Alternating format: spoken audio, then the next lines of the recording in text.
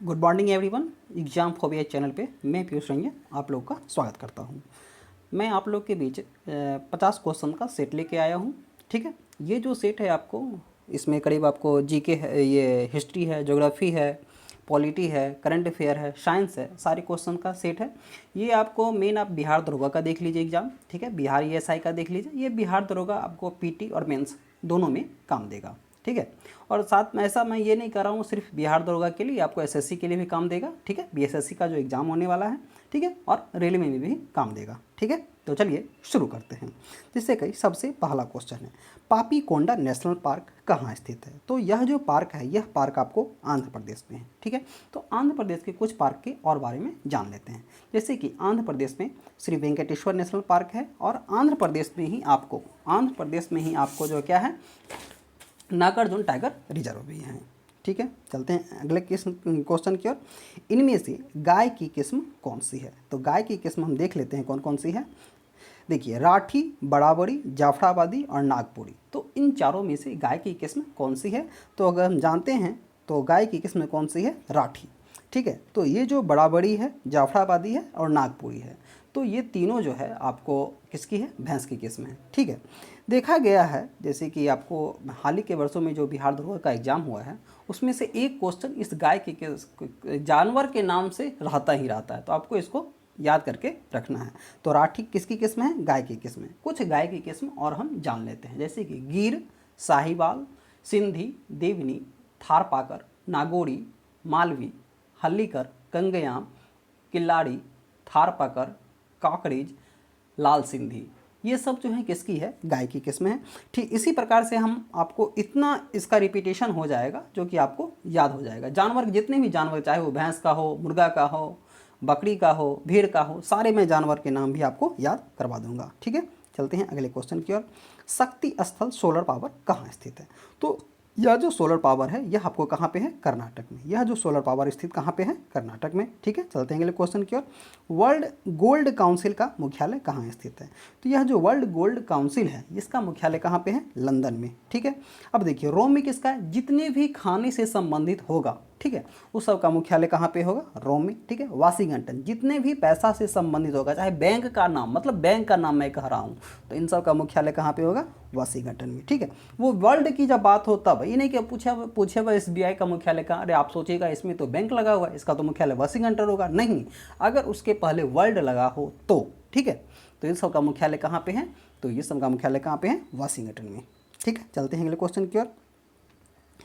किस सम्मेलन के दौरान यह कहा गया था कि वर्ष 2070 तक ग्रीन हाउस गैसों को समाप्त कर देना है? तो यह जो आपको बात कही गई थी ग्रीन हाउस गैसों के बारे में, यह आपको कहा गया था लीमा सम्मेलन के दौरान। और लीमा सम्मेलन जो है आपको कब हुआ था?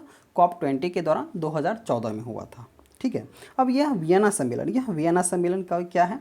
तो यह वियना सम्मेलन जो है आपको 1985 में हुआ था, और इस सम्मेलन के दौरान ओजोन परत के संरक्षण की बात कही गई थी। लेकिन ध्यान रखिएगा, सतर्क रहिएगा, जब आपसे पूछे मॉन्ट्रियल प्रोटोकॉल में क्या हुआ था, तो मॉन्ट्रियल प्रोटोकॉल आपको 1987 में हुआ था, और इसमें भी आपको ओजोन परत के संरक्षण की बात कही गई थी। लेकिन इसमें यह भी कहा गया जो हम लोग 16 सितंबर को ओजोन परत संरक्षा दिवस भी मनाएंगे।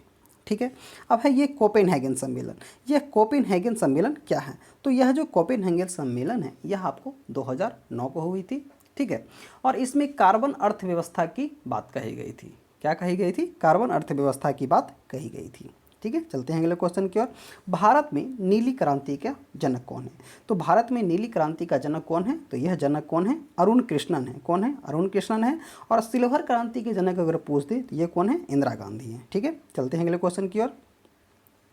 स्वर्ण फाइबर क्रांति किससे संबंधित है? तो स्वर्ण फाइबर क्रांति आपको किससे संबंधित है? तो यह जो क्रांति है आपको, यह जूट उत्पादन से है। ठीक है, और सिल्वर फाइबर क्रांति यह आपको किससे संबंधित है? कपास उत्पादन से। ठीक है, चलते हैं अगले क्वेश्चन की ओर। गिरिये मेगा पावर प्रोजेक्ट कहाँ स्थित है? यह जो मेगा पावर प्रोजेक्ट है, यह आपको महाराष्ट्र में है। तो महाराष्ट्र के कुछ पावर प्रोजेक्ट के बारे में हम लोग और जान लेते हैं। जैसे कि महाराष्ट्र में ट्रॉम्बे मेगा पावर प्रोजेक्ट है, नासिक मेगा पावर प्रोजेक्ट है, भुसावल मेगा पावर प्रोजेक्ट है, पारस पावर मेगा पावर प्रोजेक्ट है, पार्ली मेगा पावर प्रोजेक्ट है, चंद्रपुर मेगा पावर प्रोजेक्ट है। कर्नाटक में भी कुछ मेगा पावर प्रोजेक्ट है। कर्नाटक में एक मेगा पावर प्रोजेक्ट है रायचूर मेगा पावर प्रोजेक्ट, ठीक है। उत्तर प्रदेश के बारे में जान लेते हैं। उत्तर प्रदेश में भी कुछ मेगा पावर प्रोजेक्ट हैं, जैसे कि Harduaganj mega power project, Obra mega power project, Faridabad mega power project, Panki mega power project. अगर आप लोग मेरे वीडियो को स्लो करके देख सकता हूँ, अगर मैं धीरे धीरे बताऊँगा तो वीडियो का ड्यूरेशन लंबा होगा, ठीक है। आप लोग इसको नोट कर लीजिएगा। मैं आपको जो है जब भी सेट बनाऊँगा इससे एक क्वेश्चन दूंगा ही, ठीक है। अब बात करते हैं केरल की ओर। केरल में भी एक मेगा पावर प्रोजेक्ट है। तो केरल में कौन सा है? केरल में आपको त्रिवेंद्रम मेगा पावर प्रोजेक्ट है, ठीक है। नहर कटिया तेल उत्पादक क्षेत्र किस राज्य में है? देखिए, मैंने आपको मेगा पावर प्रोजेक्ट, गाय का नाम, ये सब जो क्वेश्चन मैंने पिछले साल मेंस का एग्जाम दिया था दरोगा का, तो इससे जब क्वेश्चन था, इसी कारण से मैं इस क्वेश्चन को दे रहा हूँ, ठीक है। तो नहर कटिया तेल उत्पादक क्षेत्र जो है आपको कहाँ पे है? असम में है। असम में कुछ तेल उत्पादक क्षेत्र और है, जान लेते हैं कौन कौन सा है। नोवा है, ड्रिलिंग है, हगड़ी जान मोरान है, रुद्रसागर तेल उत्पादक क्षेत्र है, लकवा तेल उत्पादक क्षेत्र है, सुरमा घाटी तेल उत्पादक क्षेत्र है और मोरना तेल उत्पादक क्षेत्र है। गुजरात में भी कुछ तेल उत्पादक क्षेत्र, कौन कौन से हैं गुजरात में? नवग्राम, कलोल, ठीक है, धोलका, सोमासन, कोसाम्बा, ठीक है, जगतिया, गोधरा, ठीक है। त्रिपुरा में भी है। त्रिपुरा में आपको तेल उत्पादक क्षेत्र कौन सा है? बारानूरा तेल उत्पादक क्षेत्र। तमिलनाडु में भी है मंगमडम, अवाडी और विरुगंबकम, ठीक है। चलते हैं अगले क्वेश्चन की ओर। चूटक जल विद्युत परियोजना, यह जो है अमित परियोजना नहीं है, क्या है? विद्युत परियोजना। यह विद्युत परियोजना किस राज्य में स्थित है? यह जो चूटक जल विद्युत परियोजना, यह आपको लद्दाख में है, ठीक है। लद्दाख में एक जल विद्युत परियोजना और है, नीमो बांगा। नीमो बांगा जल विद्युत परियोजना कहाँ पे है? लद्दाख में है, ठीक है। जम्मू कश्मीर के बारे में बात कर लेते हैं। जम्मू कश्मीर में भी आपको जल विद्युत परियोजना है। सलाल है, उड़ी है, दुलहस्ती है, सेवा है, किशनगंगा है, पकाकदुल है। ये सब जो जल विद्युत परियोजना है कहाँ पे है? जम्मू कश्मीर में। हिमाचल प्रदेश, हिमाचल प्रदेश में भी कुछ है, जैसे कि पार्वती है, चमेरा है, बैरासियूल है। उत्तराखंड, उत्तराखंड में भी कुछ जल विद्युत परियोजना है। उत्तराखंड में एक महत्वपूर्ण जल विद्युत परियोजना है, कौन सी है? टनकपुर। यह कहाँ पे है? उत्तराखंड में, ठीक है। अब चलते हैं अगले क्वेश्चन की ओर। एक निर्वाचित संविधान सभा द्वारा भारत के संविधान का निर्माण करने का प्रस्ताव किया गया था, तो यह किसने कहा था? तो यह आपको क्रिप्स मिशन के द्वारा कहा गया था, ठीक है। तो यह क्रिप्स मिशन कब भारत में आया था? यह क्रिप्स मिशन जो है आपको 1942 में आया था। यह कैबिनेट मिशन कब आया था? कैबिनेट मिशन कब आया था? 1946 में, ठीक है। साइमन कमीशन कब आया था? तो साइमन कमीशन आपको कब आया था? देखिए 1928 में आया था। और इसकी स्थापना, साइमन कमीशन की स्थापना 1927 में ही की गई थी। जब आपसे पूछेगा साइमन कमीशन की स्थापना कब की गई थी? 1927 में। जब पूछेगा साइमन कमीशन भारत में कब आया था, तो यह आया था कब? 1928 को, ठीक है। चलते हैं अगले क्वेश्चन की ओर। मुगल वंश के किस शासक ने पातशाह की उपाधि धारण की थी?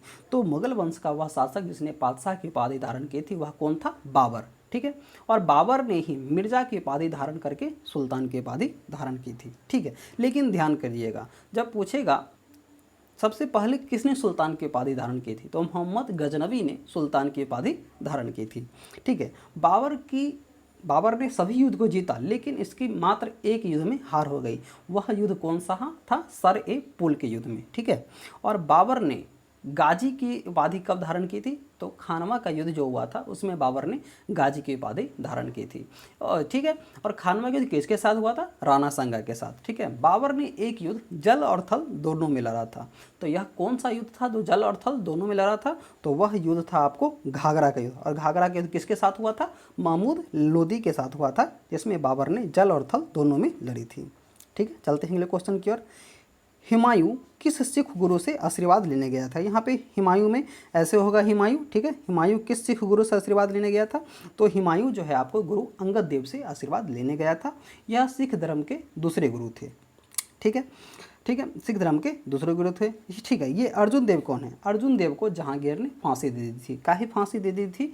जो गुरु अर्जुन देव ने जहांगीर के बेटे खुसरो की मदद की थी जहांगीर के खिलाफ विद्रोह करने में, इसलिए अर्जुन देव ने जहांगीर ने अर्जुन देव को फांसी दे दी थी, ठीक है। गुरु गोविंद सिंह कौन है? गुरु गोविंद सिंह सिख धर्म के 10वें गुरु हैं, ठीक है। चलते हैं अगले क्वेश्चन की ओर। किस शासक के समय दिल्ली सल्तनत में सर्वाधिक विद्रोह हुए? तो वह शासक कौन था? मोहम्मद बिन तुगलक। ठीक है, मोहम्मद बिन तुगलक के समय सर्वाधिक विद्रोह हुए। टोटल 34 विद्रोह हुए थे, 34 विद्रोह हुए थे। टोटल 34 विद्रोह मोहम्मद बिन तुगलक के समय हुए थे। सब सर्वाधिक विद्रोह हुए थे आपको साउथ इंडिया। साउथ इंडिया मतलब क्या? दक्षिण भारत में सर्वाधिक विद्रोह 27 विद्रोह, और नॉर्थ इंडिया में 7 विद्रोह हुए थे। मुगल मोहम्मद बिन तुगलक के समय मंगोलों ने भी आक्रमण किया, और इसने मंगोलों के आक्रमण से रक्षा के लिए ही अपनी राजधानी दिल्ली से देवगिरी कर दी। ठीक है, और मोहम्मद बिन तुगलक को पागल सुल्तान किसने कहा था? मोहम्मद बिन तुगलक को पागल सुल्तान एलिफिस्टन ने कहा था। ठीक है, और मोहम्मद बिन तुगलक ने सती प्रथा को प्रतिबंधित करने का प्रयास किया। ठीक है, लेकिन रोक नहीं लगाई। ठीक है, सती प्रथा पर रोक किसने लगाई थी? फिरोज तुगलक ने लगाई थी। ठीक है, चलते हैं अगले क्वेश्चन की ओर। प्रारूप समिति में बी मित्र के स्थान पर किसे नियुक्त किया गया था? तो प्रारूप समिति में बी मित्र के स्थान पर माधव राव को नियुक्त किया गया था। ठीक है, मित्र मौ से माधव। ठीक है, तो प्रारूप समिति में टोटल 7 सदस्य थे। कितने सदस्य थे? 7 सदस्य थे, जिसके अध्यक्ष कौन थे? भीमराव अंबेडकर। कौन थे? भीमराव अंबेडकर। ठीक है, दो सदस्य को इसमें हटाया गया। एक तो बी मित्र के स्थान पर माधव राव, और एक थे कौन? अल्लाहदी के स्थान पे किसको लाया गया? कृष्णाचार्य को लाया गया। नहीं सॉरी, खेतान के स्थान पे किसको लाया गया? कृष्णाचार्य को लाया गया। खेतान की 1948 में मृत्यु हो गई थी, इसी कारण से खेतान के स्थान पे किसको लाया गया? कृष्णाचार्य को लाया गया। ठीक है, चलते हैं अगले क्वेश्चन की ओर। भारतीय संविधान की तीसरी अनुसूची में कुल कितने प्रकार के प्रारूप दिए गए हैं? तो जहाँ तक कि मैं देखिए, तीसरी अनुसूची में शपथ के बारे में कहा गया है। तो ये शपथ के बारे में 8 प्रकार के शपथ के बारे में 8 प्रकार के मंत्री के शपथ के बात कही गई। कौन कौन से हैं वो? संघ के मंत्री, संसद के निर्वाचन के अभ्यर्थी, संसद के सदस्य, उच्चतम न्यायालय के न्यायाधीशों और भारत के कैग किसी राज्य के मंत्री, राज्य विधानमंडल के निर्वाचन के अभ्यर्थी, राज्य विधानमंडल के सदस्य तथा उच्च न्यायालय के न्यायाधीश। तो यह टोटल तीसरी अनुसूची में 8 प्रकार के प्रारूप दिए गए हैं। आप लोग यहाँ पे ध्यान दीजिएगा, आपसे पूछा जा सकता है जो इनमें से किसकी शपथ की बात भारतीय संविधान की तीसरी अनुसूची में नहीं की गई है। तो आप लोग ध्यान कर लीजिएगा, राष्ट्रपति के शपथ की बात भारतीय संविधान की तीसरी अनुसूची में नहीं कही गई है। ठीक है, चलते हैं अगले क्वेश्चन की ओर। जगन्नाथ मंदिर को किसने नष्ट कराया था? तो जगन्नाथ मंदिर को नष्ट कराया था वह शासक था फिरोज शाह तुगलक। इसने ज्वालामुखी मंदिर को भी नुकसान पहुँचाया था। फिरोज शाह तुगलक जो है आपको ज्वालामुखी मंदिर को भी इसने नुकसान पहुँचाया था। तो फिरोज शाह तुगलक को इसने सर्वाधिक नहरों का निर्माण कराया। ठीक है, फिरोज शाह तुगलक ने 6 शहरों की स्थापना की। ठीक है, इसको दिल्ली सल्तनत का अकबर भी कहा जाता है। ठीक है, और इसने ब्राह्मणों पर पहली बार जजिया कर भी लगाया। ठीक है, और यह जो है सती प्रथा पर प्रतिबंध लगाया। ठीक है, चलते हैं अगले क्वेश्चन की ओर। भारत की किस राज्य की राजधानी कर्क रेखा पर स्थित है? जैसा कि हम लोग जानते हैं, टोटल भारत के 8 राज्यों से जो है आपको कर्क रेखा गुजरती है। तो इसका ट्रिक है क्या? मित्र परघमछा झा। आप लोग जैसे कि मिजोरम, त्रिपुरा, प से पश्चिम बंगाल, र से राजस्थान, ग से गुजरात, म से मध्य प्रदेश, छ से छत्तीसगढ़ और झाड़ से झारखंड, टोटल 8 राज्यों से गुजरती है। तो मध्य प्रदेश की जो राजधानी भोपाल है वह कर्क रेखा पर स्थित है। ठीक है, चलते हैं अगले क्वेश्चन की ओर। सेवराय पहाड़ी किस राज्य में स्थित है? तो सेवराय पहाड़ी जो है आपको तमिलनाडु में है। तमिलनाडु में कुछ और पहाड़ी है, उसके बारे में भी जान लेते हैं, जैसे कि जावड़ी पहाड़ी है। ठीक है, नीलगिरी पहाड़ी है, अनामलाई पहाड़ी है। ठीक है, और महेंद्रगिरी पहाड़ी है। ये सब जो पहाड़ी कहाँ पे हैं? तमिलनाडु में स्थित हैं। ठीक है, चलते हम अगले क्वेश्चन की ओर। भारत को जम्बू द्वीप किसके द्वारा कहा गया था? तो भारत को जम्बू द्वीप पुराणों के द्वारा कहा गया है। ठीक है, भारत को जम्बू द्वीप किसके द्वारा कहा गया है? पुराणों के द्वारा। ठीक है, ईरानियों ने भारत को क्या कहा था? तो ईरानियों ने भारत को क्या कहा था? हिंदुस्तान। ठीक है, और यूनानी और ग्रीक ने भारत को क्या कहा था? इंडिया। यूनानी और ग्रीक ने भारत को क्या कहा था? इंडिया। ठीक है, चलते हैं अगले क्वेश्चन की ओर। भारतीय संविधान के किस भाग में सहकारी समिति के बारे में चर्चा है? तो हम देखेंगे जो भारत के संविधान सहकारी समिति के बारे में 9 ख में चर्चा है। 9 ख में चर्चा है सहकारी समिति, या 9 ख में जो है 97वां संविधान संशोधन 2011 द्वारा जोड़ा गया। ठीक है, यह 9 क क्या है? 9 क जो है आपको नगरपालिका है। 9 को क्या है? नगरपालिका है। 10 क्या है? भाग 10 यह अनुसूचित एवं जनजातीय क्षेत्र के बारे में बताता है। और भाग 11 क्या है?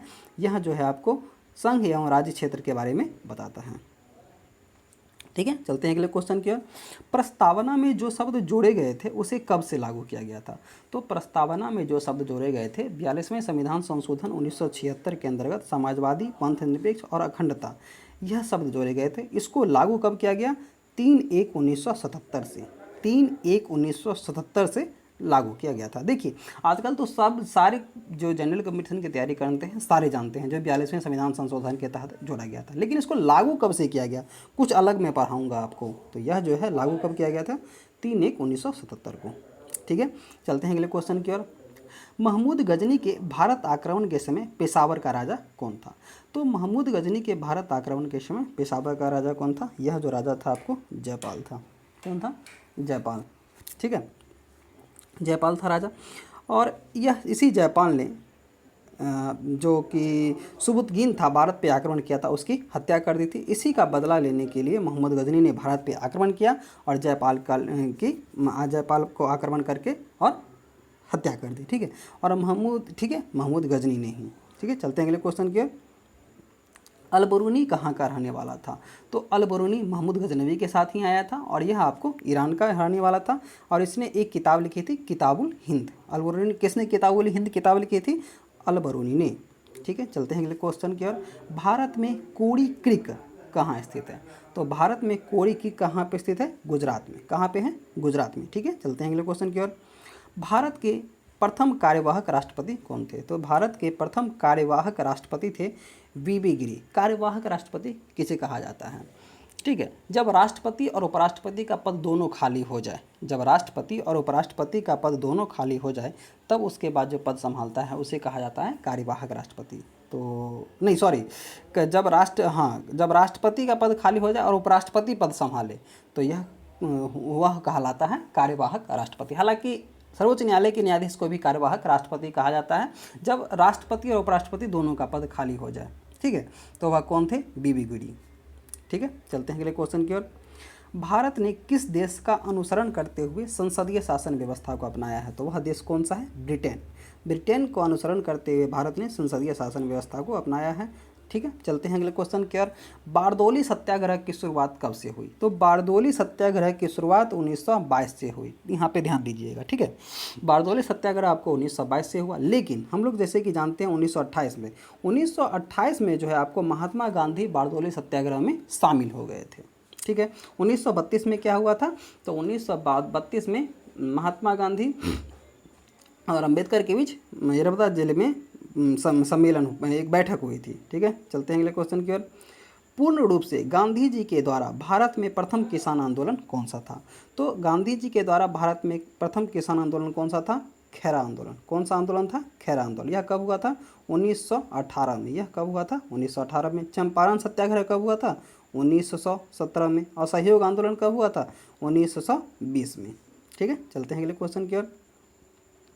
भारत के प्रादेशिक जल क्षेत्र का विस्तार। भारत के प्रादेशिक जल क्षेत्र का विस्तार कितना है?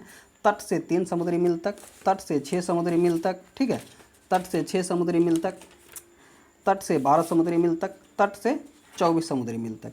तो भारत के प्रादेशिक जल क्षेत्र का विस्तार क्या है? बता रहा हूँ मैं आपको, ये है आपको तट से 12 समुद्री मील तक। ठीक है, तो इसके बारे में कुछ हम जान लेते हैं। किसी भी देश के प्रादेशिक जल क्षेत्र को क्षेत्रीय सागर कहा जाता है और क्षेत्रीय सागर की दूरी आधार रेखा से सागर की ओर नापी जाती है जो सामान्यतः 12 समुद्री मील तक होती है। ठीक है, चलते हैं अगले क्वेश्चन की ओर। भारत में ग्रीष्मकालीन मानसून के प्रवाह की सामान्य दिशा है। तो भारत में ग्रीष्मकालीन मानसून के प्रवाह की सामान्य दिशा क्या है? ठीक है, तो यह जो है आपको दक्षिण पश्चिम से उत्तर पूर्व। ग्रीष्मकालीन मानसून जो है भारत में कब चलती है? दक्षिण पश्चिम से दक्षिण पश्चिम से उत्तर पूर्व। ठीक है, तो इसके बारे में मैं आप लोगों को कुछ और डिस्क्रिप्टिव भी बता देता हूँ। ठीक है, 1 मिनट।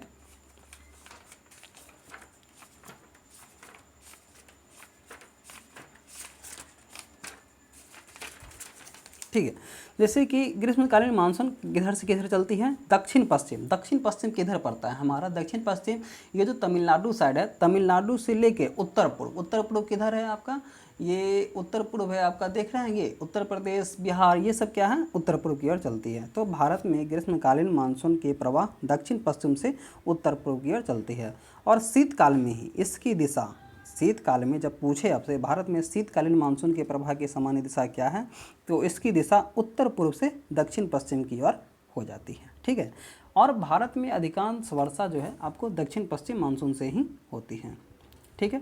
लावा मिट्टी, लावा मिट्टी कहाँ पाई जाती है, तो यह जो मिट्टी है आपको मालवा पठार में पाई जाती है। कहाँ पाई जाती है, मालवा पठार में ही लावा मिट्टी पाई जाती है। ठीक है। और इस पश्चिमी भारत की काली मिट्टी का जो निर्माण है वह लावा से ही हुआ है, इसलिए काली मिट्टी को लावा मिट्टी भी कहा जाता है। ठीक है। और मालवा पठार की मिट्टी को क्या हम कह सकते हैं, काली मिट्टी का है, कि लावा मिट्टी का ही निर्माण जो हुआ है किस मिट्टी से हुआ है, काली मिट्टी से, इसलिए मालवा मिट्टी को क्या कहा जाता है, काली मिट्टी। ठीक है। चलते हैं अगले क्वेश्चन की ओर। किस संशोधन के तहत कहा गया कि मंत्रिपरिषद में प्रधानमंत्री सहित मंत्रिपरिषद की कुल संख्या लोकसभा के सदस्यों की संख्या से 15% से अधिक नहीं होगी। तो 51वां संविधान संशोधन अधिनियम जो कि 2003 में लाया गया, इसके दौरान यह कहा गया था कि मंत्रिपरिषद में प्रधानमंत्री सहित मंत्रिपरिषद की कुल संख्या लोकसभा के सदस्यों की कुल संख्या से 15% से अधिक नहीं होगी। ठीक है। चलते हैं अगले क्वेश्चन की ओर। महान्यायवादी किस अनुच्छेद के अनुसार भारत सरकार को कानूनी विषयों पर परामर्श देते हैं। ठीक है। तो यह जो अनुच्छेद है आपको 76(2) के अनुसार, अनुच्छेद 76(2) के अनुसार जो है महान्यायवादी, अनुच्छेद 76(2) के अनुसार जो है महान्यायवादी आपको क्या देते हैं, भारत सरकार को कानूनी विषयों पर परामर्श देते हैं। ठीक है। तो बाकी के बारे में भी हम लोग जान लेते हैं। ये 76(1) क्या है, 76(2) क्या है। ठीक है, 1 मिनट। हाँ, 76(1) के अनुसार जो है राष्ट्रपति जो है महान्यायवादी को नियुक्त कर सकता है। ठीक है। 76(3) क्या है, तो 76(3) के अनुसार इस जो है क्या को अपने कर्तव्यों के पालन में भारत के राज्य क्षेत्र में सभी न्यायालयों में सुनवाई का अधिकार है। 76(3) के अनुसार, ठीक है, क्या है, इसे अपने कर्तव्यों के पालन में भारत के राज्य क्षेत्र में सभी न्यायालयों में सुनवाई का अधिकार है। ठीक है। तो हम लोग समझ गए हैं 76(1) में क्या है, नियुक्ति का है, और 76(2) में है वह अपने भारत सरकार को कानूनी विषयों पर परामर्श दे सकता है, और अनुच्छेद 76(3) में है वह सभी न्यायालयों में, भारत के सभी न्यायालयों में सुनवाई का अधिकार है। ठीक है। अब चलते हैं साइंस के क्वेश्चन की ओर। वाहनों के हेडलाइट में किस प्रकार का दर्पण का इस्तेमाल होता है, तो वाहनों के हेडलाइट में जो होता है वह कौन सा दर्पण होता है, परवलयीय दर्पण होता है। कौन सा दर्पण होता है, परवलयीय दर्पण का प्रयोग किया जाता है। ठीक है। अब है समतल दर्पण। ये समतल दर्पण क्या है, तो समतल दर्पण का प्रयोग कैलिडोस्कोप का में प्रयोग किया जाता है। समतल दर्पण का प्रयोग कैलिडोस्कोप में किया जाता है। समतल दर्पण का प्रयोग आपको चेहरा देखने में भी किया जाता है। ठीक है। और अवतल दर्पण का प्रयोग जब हम दाढ़ी बना रहे होते हैं तो अवतल दर्पण का प्रयोग किया जाता है। ठीक है। और जब वाहन चालक के बगल में जो कांच लगी होती है, शीशा लगा होता है, उसमें आपको उत्तल दर्पण का प्रयोग किया जाता है। ठीक है। चलते हैं अगले क्वेश्चन की ओर। मिनी माता रोग किस कारण से होता है, तो यह जो मिनी माता रोग है, मिनी माता जो रोग है आपको पारा के कारण होता है। ठीक है। मिनी माता रोग किसके कारण होता है, पारा के कारण। 1 मिनट, मैं इसका आप लोग को डिस्क्रिप्टिव भी बता दूं।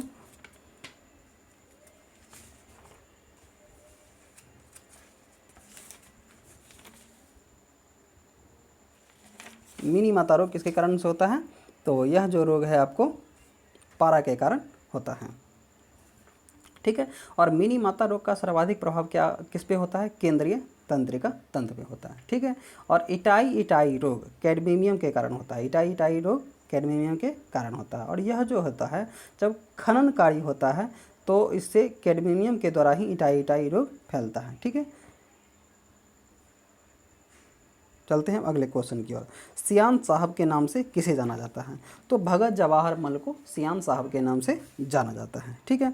ये राजा राम मोहन राय को राजा की उपाधि किसने दी थी, तो राजा राम मोहन राय को राजा की उपाधि अकबर द्वितीय ने दी थी। ठीक है। ये स्वामी दयानंद को स्वामी दयानंद किसने कहा था, तो हम लोग जान लेते हैं। स्वामी दयानंद का मूल नाम क्या था, मूल शंकर। ठीक है। और स्वामी दयानंद को दयानंद की उपाधि इनके गुरु स्वामी परमानंद ने दी थी। ठीक है, चलते हैं अगले क्वेश्चन की ओर। सोडियम के टुकड़े को यदि पानी में डाला जाए तो वह क्या होगा? तो सोडियम के टुकड़े को यदि पानी में डाला जाए तो वह धुआं देगा। ठीक है, सोडियम धातु का आविष्कार किसने किया था? सोडियम धातु का आविष्कार डेवी ने किया था। ठीक है, सोडियम जो होती है आपको हल्की मुलायम चांदी की तरह सफ़ेद होती है, इसे चाकू से काटा जा सकता है। सोडियम धातु आपको बेंजीन में घुल जाती है। ठीक है, सोडियम धातु बेंजीन में घुल जाती है। ठीक है, सोडियम धातु आपको वायु से जब इसको मिलाया जाता है तो यह सोडियम ऑक्साइड बनाती है, और जब जल से इसको मिलाया जाता है तो यह सोडियम हाइड्रोक्साइड और हाइड्रोजन गैस बनाती है। ठीक है, चलते हैं अगले क्वेश्चन की ओर। पायरोमीटर। तो पायरोमीटर का उपयोग क्या किस लिए किया जाता है? तो पायरोमीटर का उपयोग आपको उच्च तापमान को मापने में पायरोमीटर का प्रयोग किया जाता है। ठीक है, पीयूष ग्रंथि। तो यह पीयूष ग्रंथि कहाँ स्थित होती है? तो पीयूष ग्रंथि आपको ब्रेन के नीचे स्थित होती है। ठीक है, इसे मानव शरीर की सबसे छोटी ग्रंथि या मास्टर ग्रंथि भी कहा जाता है, या अंतःस्रावी ग्रंथि भी इसको कहा जाता है। इसका पीयूष ग्रंथि का जो वजन होता है 0.5 ग्राम से 1.0 ग्राम भी होता है। ठीक है, चलते हैं अगले क्वेश्चन की ओर। आर्थिक आयोजन एक अनिवार्य लक्षण है। तो आर्थिक आयोजन एक अनिवार्य लक्षण किसका है? समाजवादी अर्थव्यवस्था का है। ठीक है, भारतीय अर्थव्यवस्था के उदारीकरण का अग्रदूत किसको कहा जाता है? तो भारतीय अर्थव्यवस्था के उदारीकरण का अग्रदूत डॉक्टर मनमोहन सिंह को कहा जाता है। ठीक है, चलते हैं अगले क्वेश्चन की ओर। भारत में विशेष आर्थिक क्षेत्र क्या बढ़ाने के लिए स्थापित किए गए थे? तो सेज, विशेष आर्थिक क्षेत्र को हम सेज के नाम से कहा जाता है। तो यह सेज जो है 2000 में आया था, लेकिन इसको लागू कब से किया गया? 2005 में लागू किया गया था। विशेष आर्थिक क्षेत्र इसलिए स्थापित किए गए थे, विदेशी निवेश के लिए स्थापित किए गए थे। ठीक है, बाबा रामचंद्र ने किस किसान आंदोलन में महत्वपूर्ण भूमिका निभाई थी? तो बाबा रामचंद्र ने जो है वह किसान आंदोलन कौन सा था? अवध किसान सभा का आंदोलन था। उसमें बाबा रामचंद्र ने किसान आंदोलन में महत्वपूर्ण भूमिका निभाई थी, और यह अवध किसान सभा बाद में असहयोग आंदोलन में शामिल हो गई। ठीक है, चलते हैं अगले क्वेश्चन की ओर। सतत विकास लक्ष्य सूचकांक 2019-20 में किस राज्य ने शीर्ष स्थान हासिल किया है? तो वह राज्य कौन सा है? केरल जो है 19-20 में शीर्ष स्थान हासिल किया है। CEIR पोर्टल लॉन्च क्यों किया गया है? तो CEIR पोर्टल जो है लॉन्च किया गया है खोए हुए बच्चों का पता लगाने के लिए। ठीक है, चलते हैं अगले क्वेश्चन की ओर। रेलवे ने रेलवे सुरक्षा बल का नाम बदलकर क्या कर दिया है? तो रेलवे ने रेलवे सुरक्षा बल, जिसको हम RPF भी कहते हैं, उसका नाम बदलकर कर दिया है भारतीय रेलवे सुरक्षा बल सेवा। ठीक है, चलते हैं अगले क्वेश्चन की ओर। किस राज्य ने 2020 से माह के पहले महीने के पहले दिन को नो व्हीकल डे के रूप में मनाने की घोषणा की? मतलब किसी भी माह के पहले दिन को उस राज्य में कोई भी गाड़ी नहीं चलेगी, नो व्हीकल डे। तो यह राज्य कौन सा है? राजस्थान। ठीक है, चलते हैं आखिरी क्वेश्चन की ओर। किस राज्य को पहली हाथी कॉलोनी मिली है? तो वह राज्य कौन सा है? मध्य प्रदेश जो राज्य है उसको पहली हाथी कॉलोनी मिली है। ठीक है, तो ये था टोटल आप लोगों को